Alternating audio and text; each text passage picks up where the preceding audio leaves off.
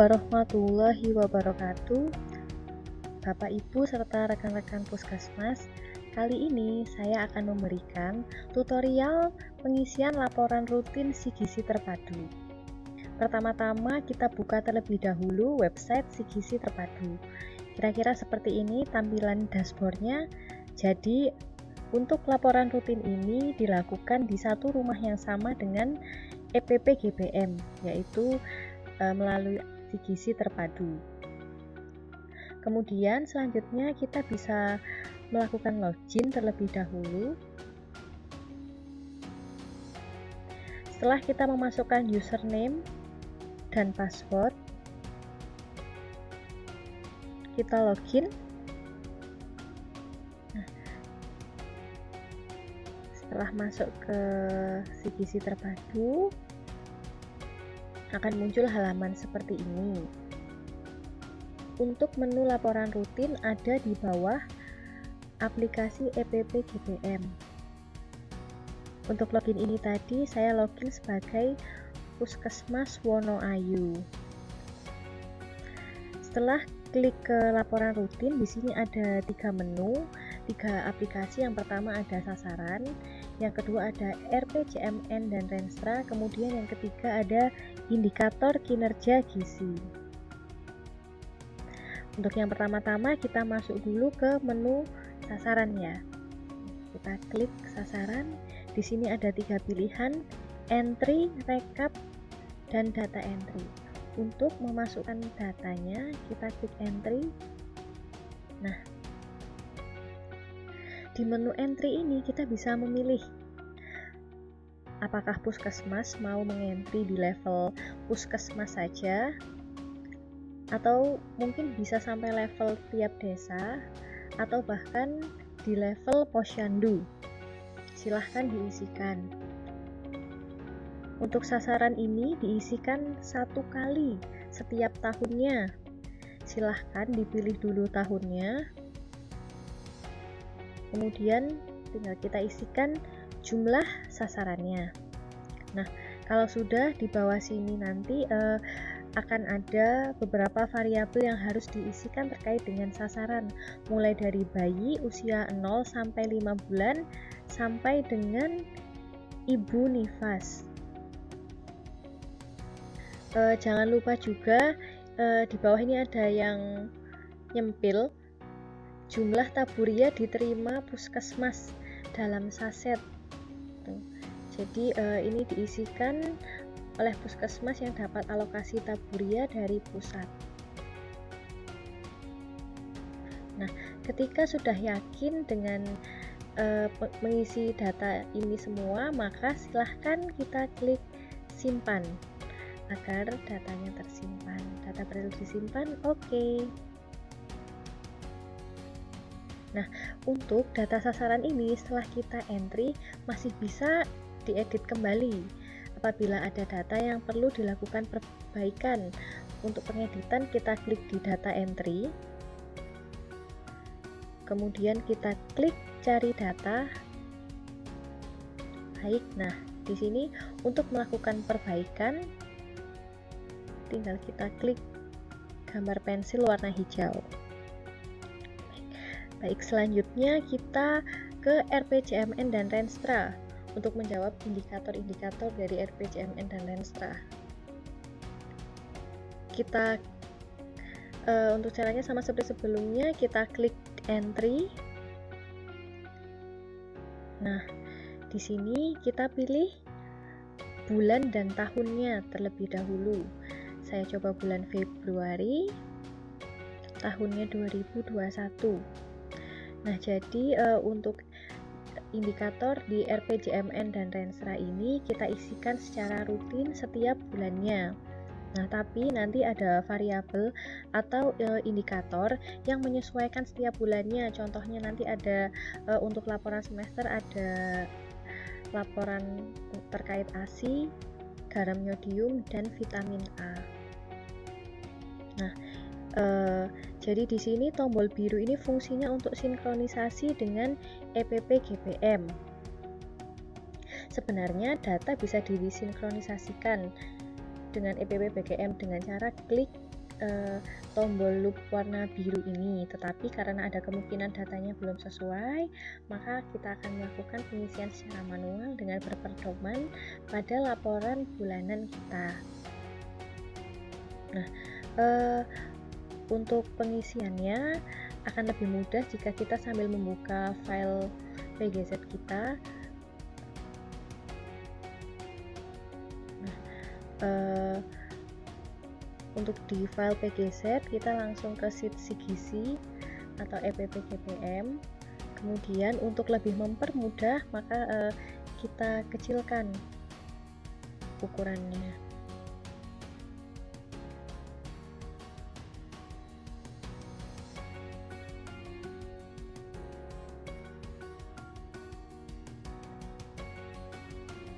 Nah, di sini untuk yang pertama ada prevalensi stunting, karena kita mau memasukkan bulan kedua, bulan Februari, maka kita lihat di kolom kedua ini. Prevalensi stunting, jumlah balita yang diukur, kita masukkan 4.001. Kemudian ada jumlah balita stunting, jadi tinggi badan menurut umurnya kurang dari -2 standar deviasi. Kita masukkan angkanya di sini, bisa langsung di copy paste. Kemudian selanjutnya prevalensi wasting, sama seperti sebelumnya.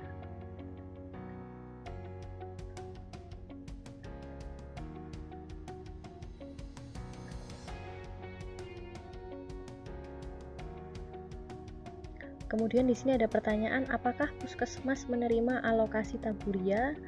Kita jawab ya atau tidak. Kemudian jumlah balita underweight.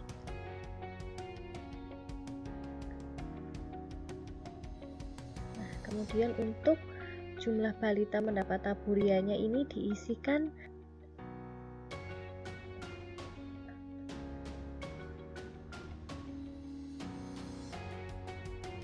Nah, kemudian akan ada pertanyaan bulan ini dan sampai bulan ini.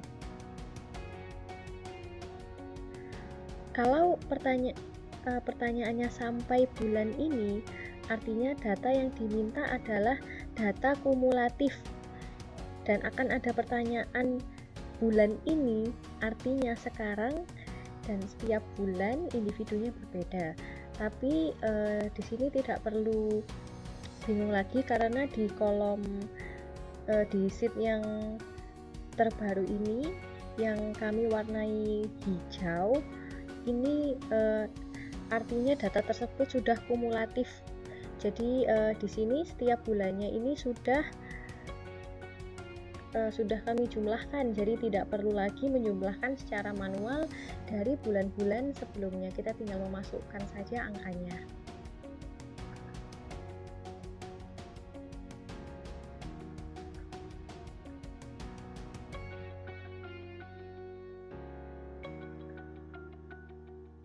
Baik, nah selanjutnya jumlah balita di entry pengukuran di EPP-GPM ini tidak bisa diisikan manual, harus disinkronisasi dengan cara klik loop warna biru.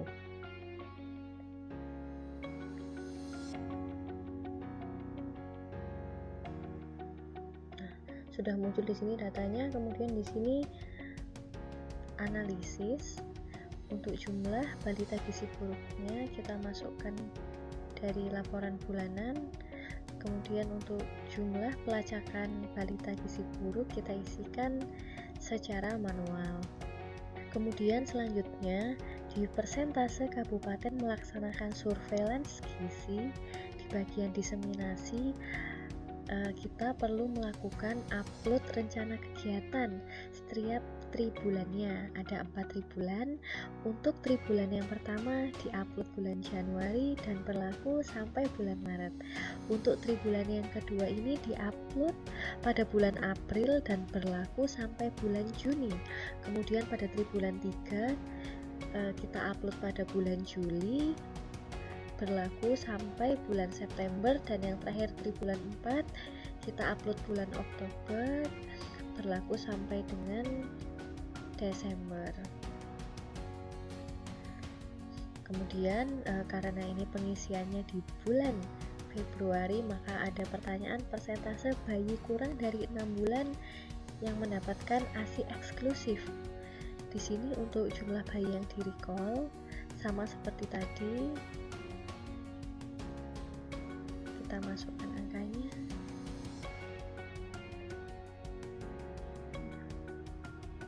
Nah, kemudian selanjutnya ada tim asuhan gizi terlatih. Jadi menu ini untuk menjawab indikator apakah puskesmas mampu melakukan tata laksana gizi buruk. Ada yang harus diisikan dan harus diupload. Yang pertama, harus mempunyai tim asuhan gizi terlatih yang terdiri dari dokter, tenaga gizi, dan juga bidan. Jadi di sini diisikan namanya, kemudian diisikan nomor sertifikatnya, dan kemudian kita upload file sertifikatnya di sini untuk membuktikan sudah melakukan pelatihan.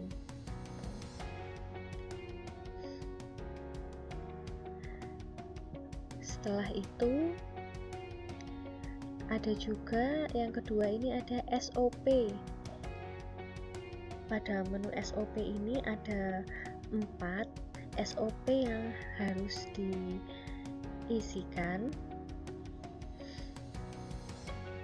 Apabila puskesmas melakukan rawat inap, ini kita jawab iya, maka ada tambahan 1 file lagi yang perlu diupload. Jadi totalnya ada 5 file SOP yang harus diupload di sini.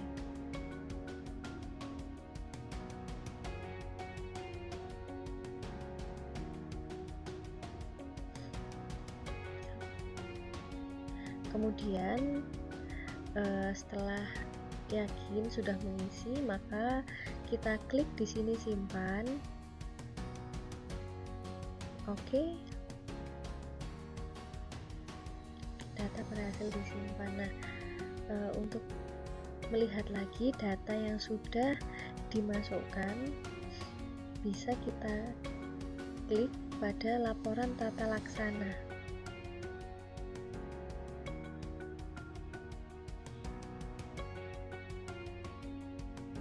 Nah, ini tadi untuk yang gizi buruk. Untuk mengedit, kita klik pensil warna hijau.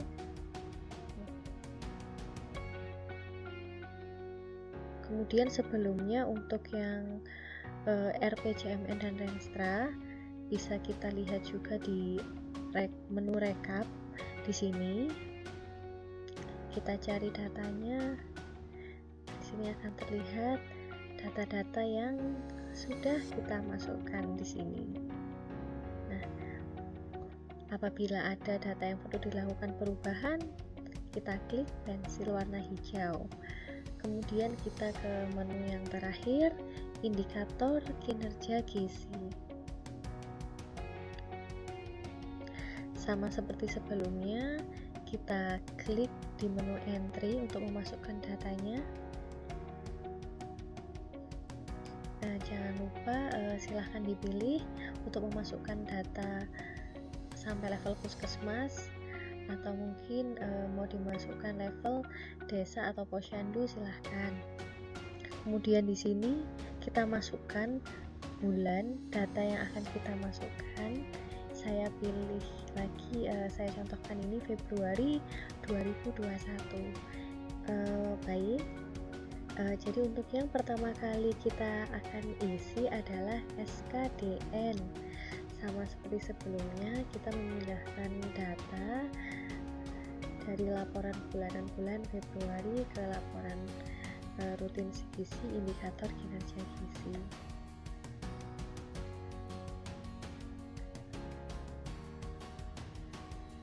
Tinggal copy paste saja.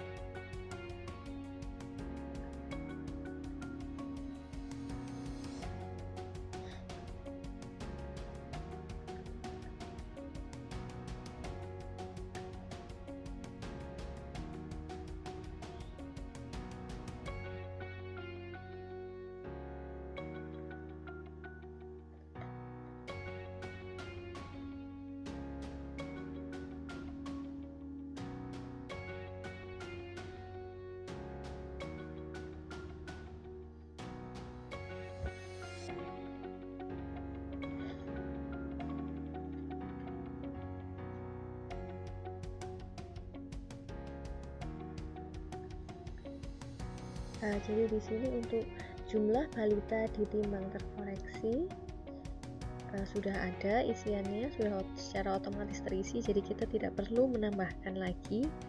Kemudian kita lanjutkan ke persentase bayi yang baru lahir mendapatkan IMD dan persentase bayi dengan BBLR.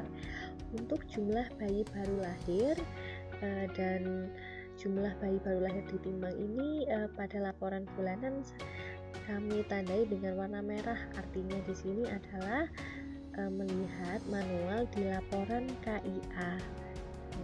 Kemudian selanjutnya ada jumlah bayi yang mendapat IMD. Ini sudah ada, tinggal kita isikan saja datanya. Kemudian jumlah bayi yang BBLR kita masukkan. Selanjutnya, karena ini tadi pengisian kita ada di bulan Februari, maka keluar indikator terkait dengan ASI eksklusif lulus. Nah, di sini tinggal kita masukkan.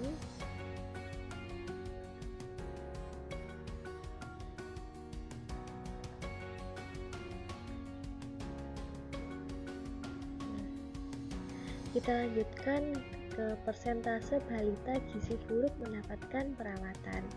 Jadi pada laporan bulanan ini kami berikan tanda berwarna hijau, artinya di sini data yang diminta adalah kumulatif penjumlahan dari bulan-bulan sebelumnya. Kita masukkan angkanya untuk indikator gizi buruk 0 sampai 5 bulan yang dirawat dan gizi buruk 6 sampai 59 bulan yang dirawat ini diisikan secara manual.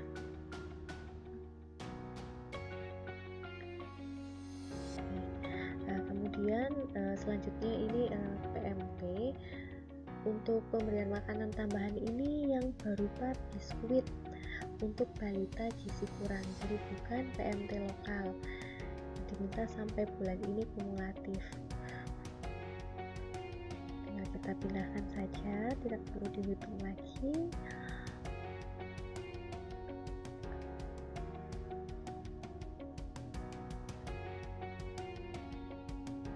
Baik, kemudian ini karena bulan Februari ini muncul menu terkait dengan vitamin A. Kita masukkan lagi datanya.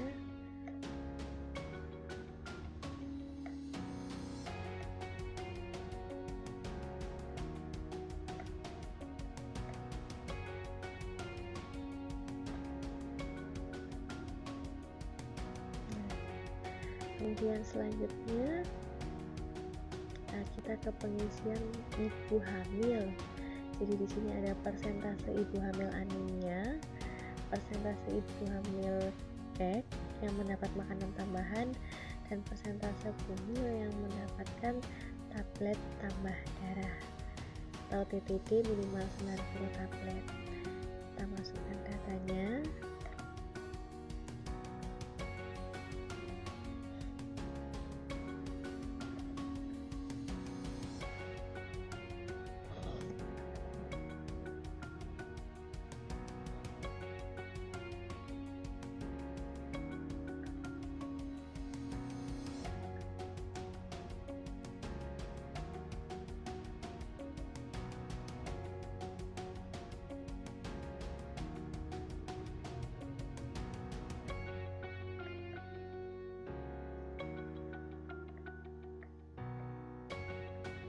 Baik, selanjutnya kita ke indikator ibu nifas. Jadi di sini ada persentase ibu nifas mendapatkan kapsul vitamin A. Di sini untuk jumlah ibu nifasnya kami tandai dengan warna merah, yang artinya melihat manual dari laporan KIA. Kemudian selanjutnya ada jumlah bufas dapat vitamin A. Kita masukkan datanya. Dan yang terakhir terkait garam beriodium.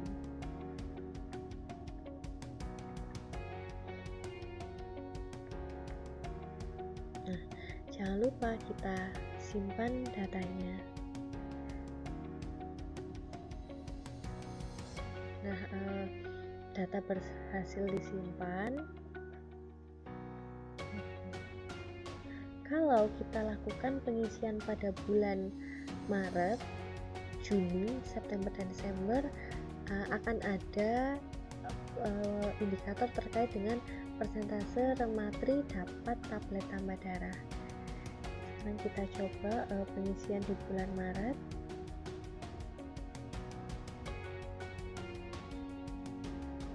Nah, di sini sudah muncul laporan tribulan persentase remaja putri mendapatkan tablet tambah darah.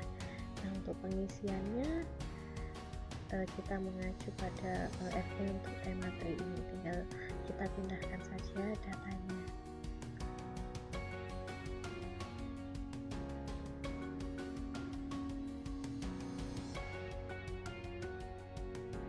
Baik, sekian, terima kasih atas perhatiannya. Wassalamualaikum warahmatullahi wabarakatuh.